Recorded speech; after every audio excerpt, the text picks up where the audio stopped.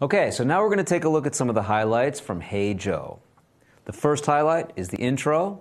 It sounds like this.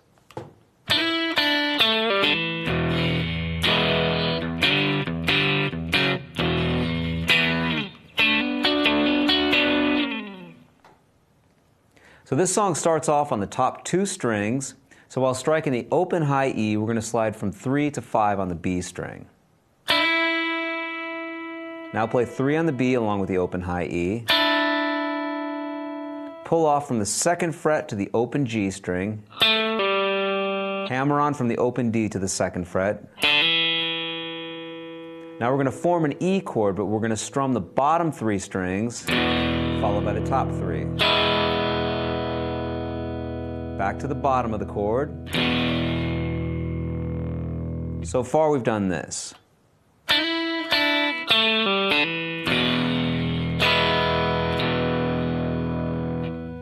Now on the A and the D string, we're going to slide from 4 to 5, open low E, strike the 5th fret of the A and the D string, open low E again, back to the 4th fret of the A and D. Now strike the bottom part of an E chord, open E, 2nd fret A and D strings.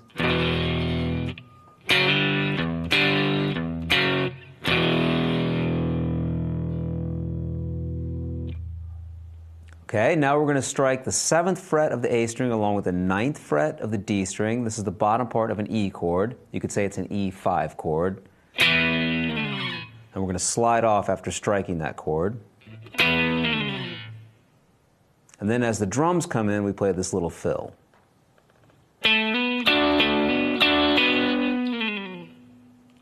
So we're going to hammer on 7 to 9 on the D string, play 7 on the G, 7 on the B.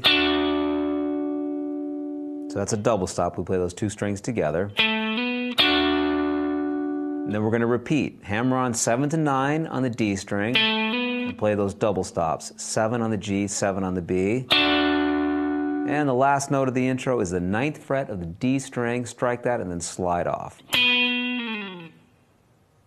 So here's that last fill.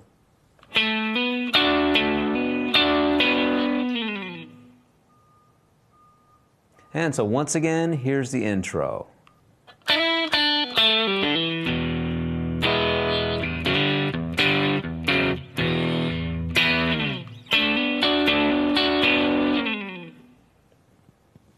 All right, so there's the intro.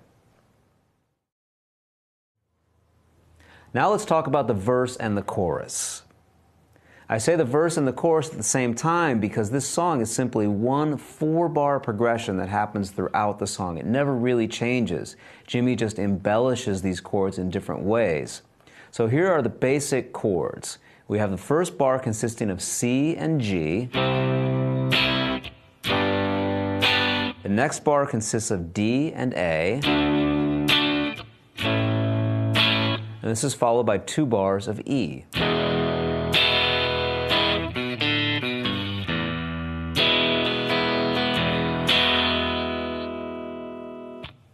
Now, to make this come to life, we need to do some things to each of these chords. So I want to show you some of the embellishments that Jimmy uses. One that I really love and use all the time in my own playing, steal it from Jimmy, use it in other songs, works out great. You do this, you take the C chord and you play an inversion where we take C and then play it with E in the bass. Same notes, different order. That's an inversion. This is a first inversion C major chord because we have the 3rd in the bass. 7th fret on the A string, 5th fret on the D, G, and the B strings. And then we can add on any notes from the C major pentatonic scale to this chord shape, and it should sound great.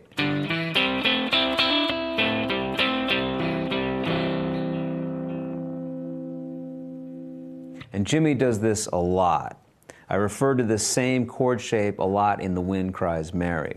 But just to refresh your memory, here's what we do. If we bar on the 5th fret here, I can strike 2 strings, let's say the A and the D string, and then hammer on to the lower of those 2 strings. So hammer onto the 7th fret of the A string while striking the 5th fret of the D string. Do the same thing with the next pair of strings. Same thing with the next pair.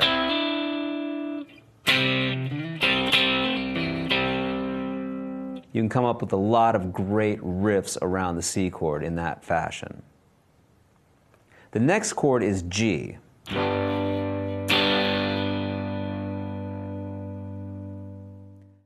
If we play the root note G on the 3rd fret of the low E string with our thumb, that'll leave our 4th finger open to play some extensions.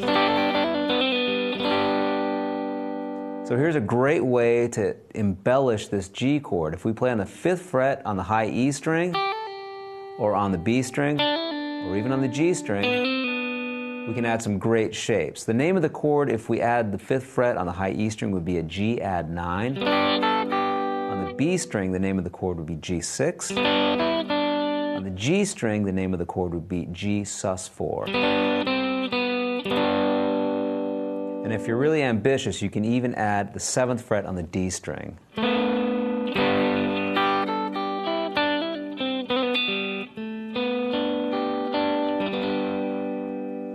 And any combination of those notes will sound great. Following the G chord, we're going to play a D chord. So for the D chord, we can play the same ideas that we used for the C chord.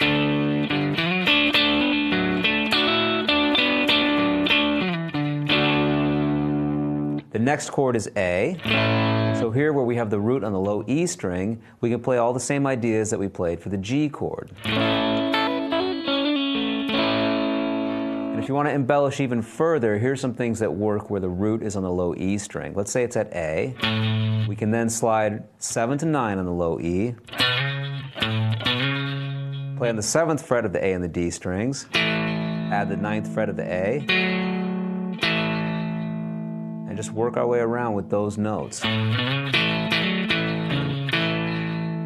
can create a lot of interesting stuff that way.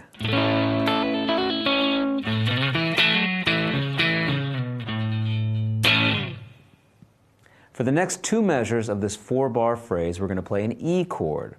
And there's going to be some fills that happen around the E chord. There's 3 fills that happen over and over throughout the song.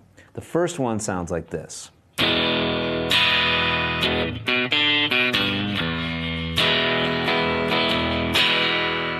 Just using notes from the E minor pentatonic scale, 2nd fret of the A string, open D, 2nd fret A, 3rd fret low E, back to the chord.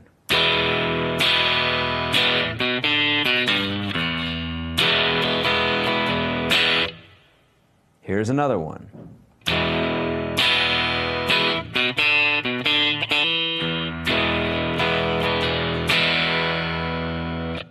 So here I'm starting off 2nd fret of the A string, open D, repeat those 2 notes, strike the D string open, hammering onto the 2nd fret of the D.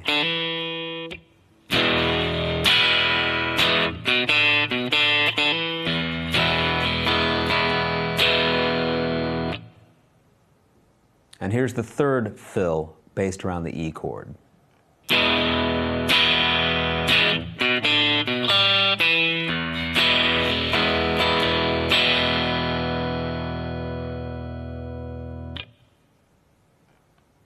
So here I'm starting off 2nd fret on the A string, followed by the open D string, 2nd fret A, followed by the open G string, back to the 2nd fret of the D string.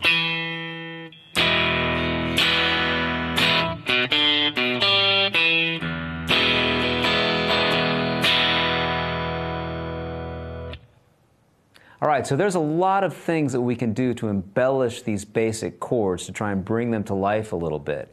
But also, don't be afraid just to use the simple forms, the basic open chords. Those can sound great as well.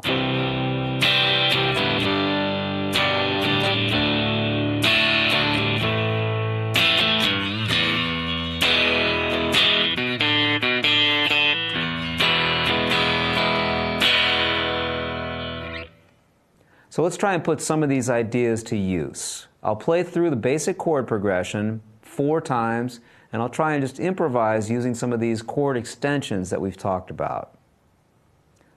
1, 2, 3, 4.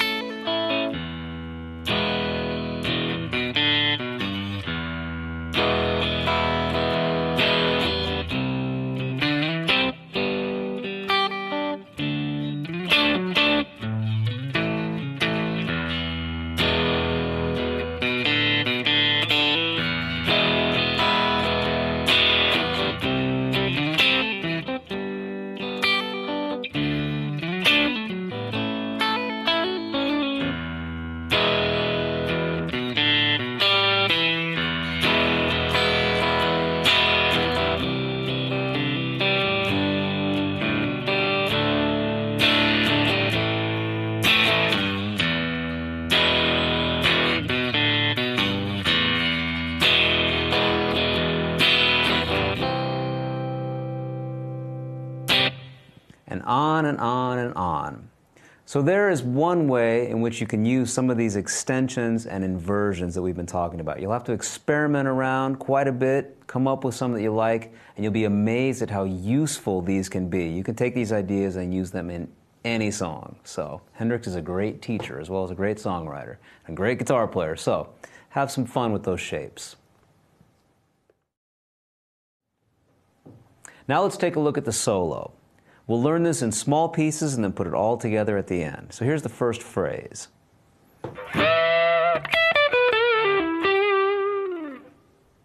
This solo is played almost entirely in 12th position, relying heavily on the E minor pentatonic scale. I'm going to start off by bending a whole step from the 15th fret of the B string and then grab 12 on the high E. Now play 15, 12 on the B. Bend up a whole step from the 14th fret of the G string, release that bend, pulling off to 12, 14D back to 12G. Put that all together, here's the first phrase.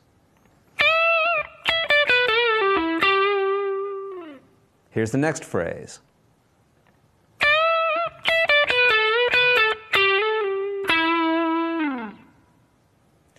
So we start off the same. We're going to bend a whole step from the 15th fret of the B string and then grab 12 on the high E. 15, 12 on the B. Bend a whole step from the 14th fret of the G and then grab 12 on the B string. 14G. With the first finger, we're going to strike 12, slide up to 14, back to 12 on the G string. 14 on the D string.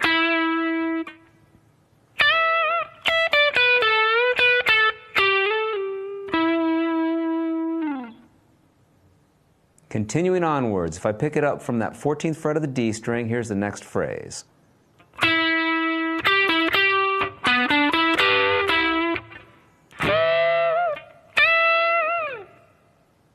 All right, so we're picking this up from the 14th fret of the D string. Now 12G, 14D, back to 12 on the G string.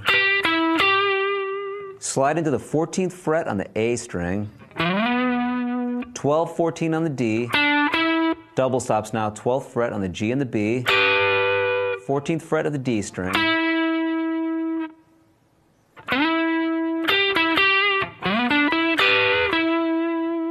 Now bend the 15th fret of the B string up a whole step, and do it one more time, and that's the phrase that we just learned.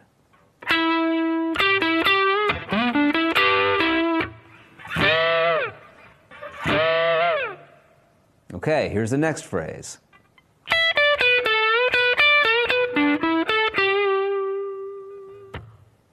Twelfth fret on the high E string, 15, 12 on the B, bend 14 on the G string up a whole step, and then grab 12 to 15 on the B.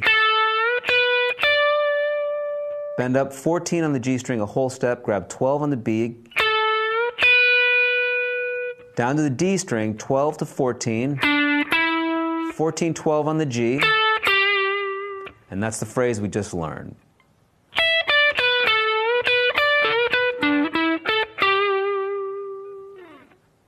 Here's the next phrase.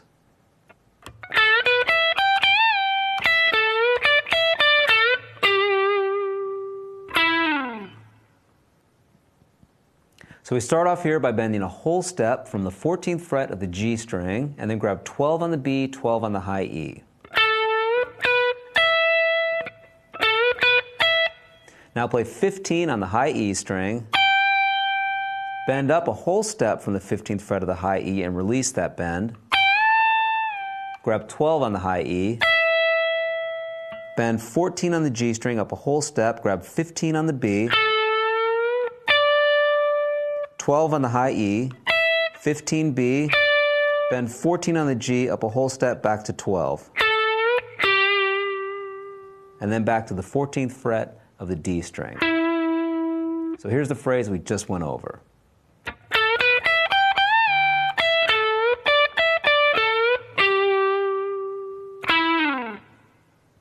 And the final piece of the solo sounds like this.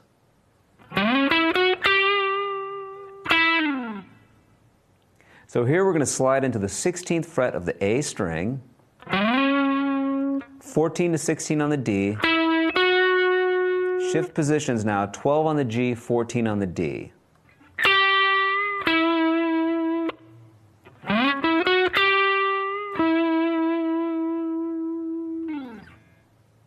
And that's the whole solo. So let's try and put it all together now. 1, 2, 3, 4.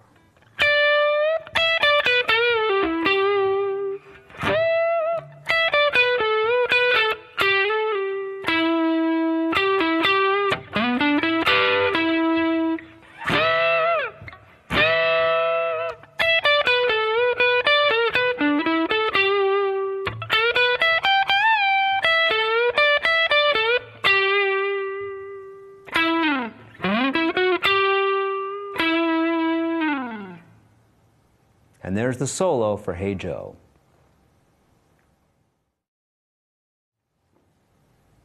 One of my favorite parts of the song is the bass line that happens during the outro. We're still riffing around those same basic chords, C, G, D, A, and E, but what we're going to do is we're going to approach each chord chromatically. So it sounds like this.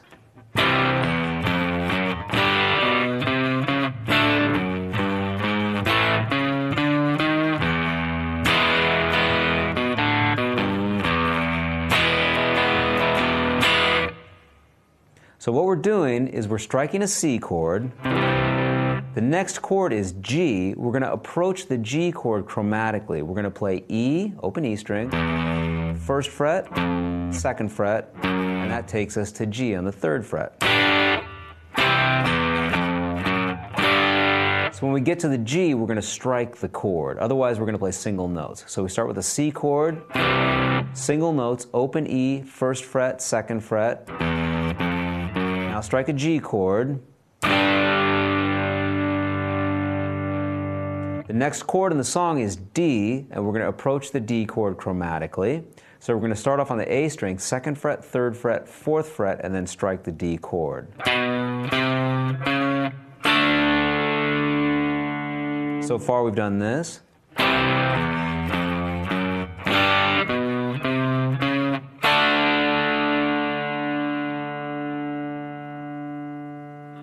The next chord of the song is A, so we approach this chromatically. We're going to play 2, 3, 4 on the low E string,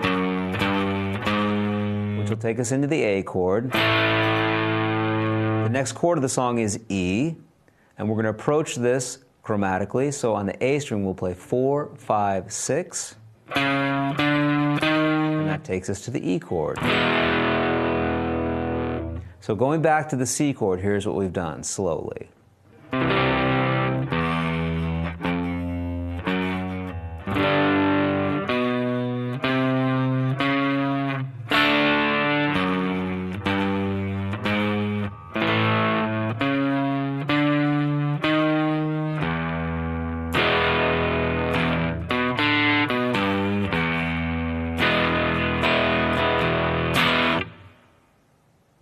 And let's pick it up, try it 2 times, a little faster. 1, 2, 3, 4.